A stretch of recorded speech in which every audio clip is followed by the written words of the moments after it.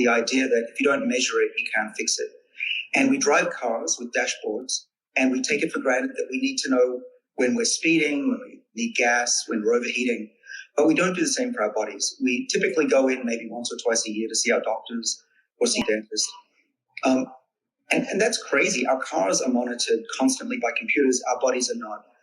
And I would say our bodies are way more important than our cars. We don't want our bodies to get anywhere near being overheated or needing a big service. And going to the doctor once a year for an annual checkup to me seems medieval. What we want to do is to measure our bodies, well, at least every few months. We need to know more detail than just questions. We need to know data. I'm a scientist. I'm driven by data. And you can measure things externally. You can have a watch. You can have a ring. We also can be more advanced. We can measure heart rate. And I have devices that actually measure a lot about my heart. I stick it on my chest. I've got one here that sometimes I wear on my chest, and this will measure my body's movement, temperature, heart rate, all sorts of issues with my heart. If I'm going to have a heart attack, it'll know. And it probably costs $20 to make. Eventually, it'll be even less. And so this measures my body 1,000 times a second, and it syncs up with my phone. If I hold this down, it'll start to hopefully go green. And these things are the way of the future, so that we're not just having a measurement with a blood test from our doctor once every year. I do blood bio-tracking that is on our website, linked to this. It's called Inside Tracker, and they do tests for me, and they take a number of readings. We'll talk about those readings later. You can measure and hormones. And then ultimately, you can even measure your brain, how your brain is doing and how well you're sleeping, and all of that's important for longevity as well. And then if you don't know those numbers, you don't know what's negatively affecting you, or positively. You don't know what you're eating, if it's affecting you, or your supplements, or your sleep, or your meditation.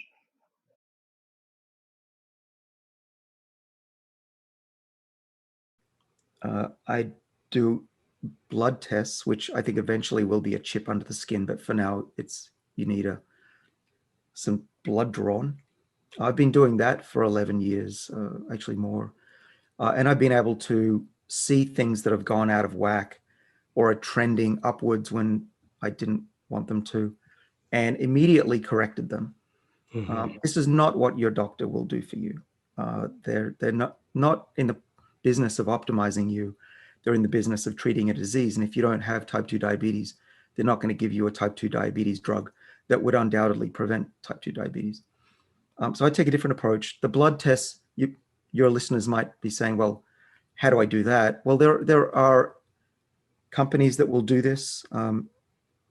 One, and in full disclosure, I am an advisor and a very small co-owner of this company. So, take my advice as you see fit. It's called Inside Tracker. It's in the US, but you also, if let's say you're anywhere else in the world, you can upload your own data. I have a health service. I advise people on things, and one of my clients is in Turkey, and they don't have Inside Tracker, but the doctor does these 34 blood tests, and we enter the data in, and we look at it and see what the AI tells us. And what's different about that is that a doctor cannot store 1 billion data points in their head. This company can, with hundreds of thousands of individuals and scientific papers.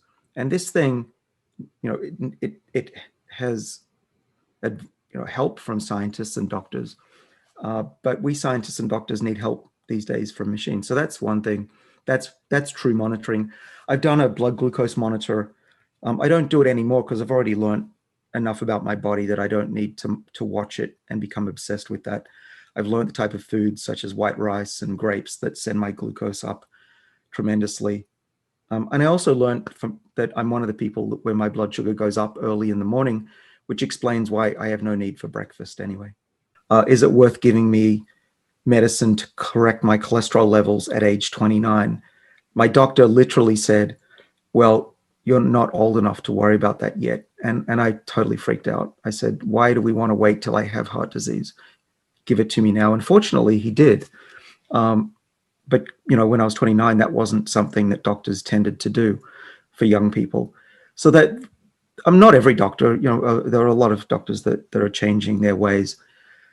I think more of them need to think about the future and to try to help younger people stay fitter for longer, not just wait until there's something to treat.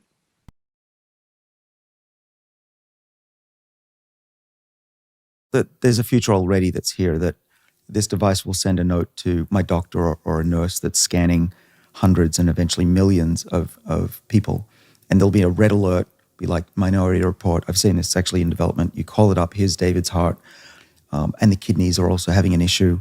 The doctor then looks at it. It's probably, or she is playing a golf game or doing something else, but they can see it. They go, okay, this person's about to have a heart attack. Send in the robot. This might be a molecular dynamics, like Lex Friedman's. We can measure our bodies. I mean, who's to say we're not allowed to look inside our bodies?